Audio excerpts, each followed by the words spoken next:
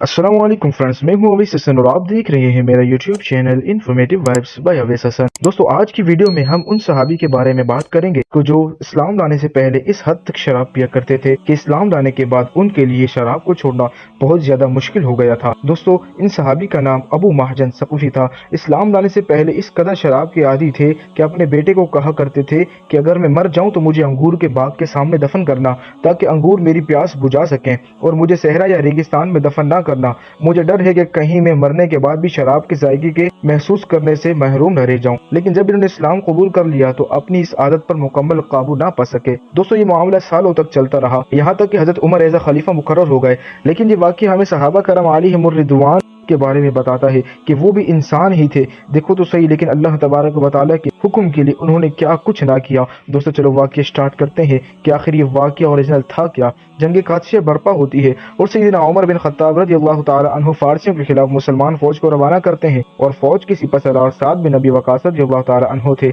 अबू महजन सक़फ़ी भी जंग में हिस्सा लेना चाहते थे, लेकिन सैयदना साद ने इन्हें मना कर दिया क्योंकि वो शराब पीने की आदत की वजह से बहुत मशहूर थे। इसलिए ये मुनासिब ना समझा कि वो मैदान जंग में उतरे। अबू महजन ने इसरार किया और अपना उज़्र पेश किया कि हो सकता है अल्लाह मुझे शहादत देकर मेरे गुनाहों को माफ फरमा दे। बहुत ज्यादा इसरार करने के बाद आखिरकार वो लश्कर में शामिल हो ही गए। फौजें आमने सामने ख़ैमाज़ुन हुई।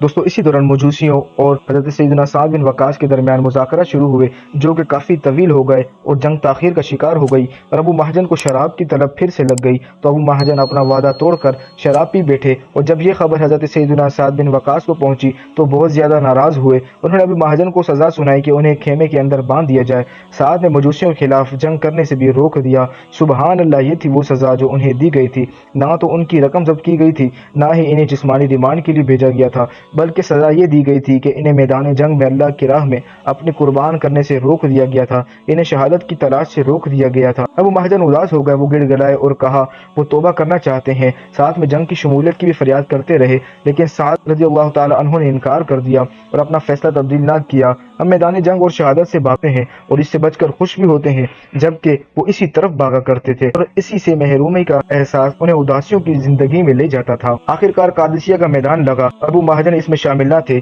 दोनों तरफ लाशें गिर रही थी और अबू महजन खेमे से बैठे देख रहे थे। वो बहुत ज़हनी अजियत में थे। इसी कैफियत में उन्होंने बाहर जाने की कोशिश भी की, मगर ना जा सके। काफी देर तक कोशिश करने के बाद जब थक हार गए तो चिल्लाने लगे। हज़रत सैयदना साद की ज़ौजा मोहतरमा ने उनकी आवाज़ सुनी तो खेमे के करीब आई और पूछा कि आपको क्या चाहिए। सोचा कि शायद खाने पीने की कुछ तलब हो, लेकिन अबू महजन ने हज़रत सलमा रज़ियल्लाहु ताला अन्हा की मिन्नतें शुरू कर दी और कहा, खुदा के लिए मुझे आज़ाद करो और साद का घोड़ा मुझे दे दो ताकि मैं भी लड़ सकूं। अगर मैं मर जाऊं तो मेरे बोझ से मुझे खुलासी मिल जाएगी, और अगर बच गया तो मैं वादा करता हूं कि वापस आकर अपने आप को दोबारा इन रस्सियों से बांध लूंगा।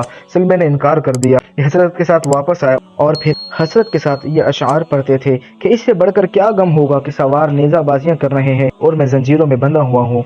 हज़रत सलमा रज़ियल्लाहु ताला अन्हा रहम दिल थी, इसलिए अबू महजन की मदद को राजी हो गई, लेकिन उन्होंने जिंदा बच जाने की सूरत में वादा पूरे करने की याद दहानी करवाई। अबू महजन ने वादा पूरे करने की दोबारा यकीन दहानी करवा दी तो हज़रत सलमा रज़ियल्लाहु ताला अन्हा ने अबू महजन को रिहा कर दिया, साथ में घोड़ा भी दे दिया। सैयदना वक़ास रज़ियल्लाहु ताला अन्हु की टांग पर जख्म की वजह से वो इस जंग में शरीक न हो पाए थे। वो लश्कर की कमान को नजदीकी पहाड़ी की चोटी से संभाले हुए थे। दूसरी जानिब अबू महजन ने घोड़े पर छलांग लगाई और अपने चेहरे को रुमाल से छुपा लिया ताकि उन्हें कोई पहचान न सके, क्योंकि उन्हें डर था कि अगर किसी ने इन्हें पहचान लिया तो वापस भेज देंगे। जब मुसलमानों ने इन्हें देखा तो वो मैदान जंग में इस निकाबपोश सिपाही को देखकर बहुत हैरान हुए। सब परेशान थे कि ये कौन है, चूंकि अबू महजन को पहले मैदान जंग में देखा नहीं गया था। इसलिए मुसलमानों की जानिब से उनकी इस तरह निगरानी शुरू कर दी गई कि अबू महजन को पता ना लगे कि इसकी निगरानी हो रही है। सब ने देखा कि वो इंसान मैदान जिहाद में इंतहाई बहादुरी से लड़ रहा है। उसके हमलों से दुश्मन को बहुत नुकसान पहुंच रहा है और उसकी तलवार की जद में आकर मजूसियों की लाशें दाएं बाएं गिर रही हैं। मुसलमान समझ रहे थे कि शायद अमीरुल मोमिनीन उमर बिन खत्ताब रज़ियल्लाहु ताला अन्हु ने कोई ताज़ा दम फौज का दस्ता भेज दिया है, या फिर ये सोच रहे थे कि अल्लाह तबारक व तआला ने हमारी मदद को फरिश्ते भेज दिए हैं। और इनमें सबसे ज्यादा हैरान सैयदना वक़ास थे। वो मैदान जंग का ये सारा मंजर कुछ फासले से देख रहे थे और इस दिलेर मुजाहिद से काफी मुतासिर हो रहे थे। वो खुद कलामी कर रहे थे कि ये लड़ने का अंदाज तो अबू महजन जैसा है और घोड़ा भी मेरा अपना बलका ही लग रहा है, मगर ये कैसे हो सकता है। उन्होंने खुद से सोचा कि अबू महजन तो कैद हैं। सैयदना साद रज़ियल्लाहु ताला अन्हु बहुत हैरानी के आलम में थे और कुछ समझ ना पा रहे थे। आखिरकार जंग खत्म हुई और दोनों अतराफ की अफवाज अपने अपने कैंपों की तरफ रवाना हुई। ابو مہاجن جو کہ زندہ بچ گئے تھے واپس آئے اور اپنے آپ کو وعدے کے مطابق زنجیروں سے باندھ لیا۔ سلمہ نے یہ تمام حالات سیدنا سعد سے بیان کر دیے۔ سیدنا سعد نے اس وقت ان کو رہا کر دیا اور کہا کہ خدا کی قسم، جو شخص مسلمانوں پر یوں اپنی جان قربان کرتا ہو میں اس کو سزا نہیں دے سکتا۔ ابو مہاجن نے بھی پھر کہہ دیا کہ خدا کی قسم میں آج سے پھر کبھی بھی شراب کو ہاتھ نہ لگاؤں گا۔ دوستو یہ تھا وہ واقعہ ابو مہاجن ثقفی کا جو میں نے آپ کے سامنے بیان کر دیا۔ امید کرتا ہوں کہ آپ کو واقعہ پسند آیا ہوگا۔ اسی طرح کی اچھی ویڈیوز حاصل کرنے کے لیے میرے چینل کو سبسکرائب کر دیجیے۔ السلام علیکم ورحمۃ اللہ وبرکاتہ۔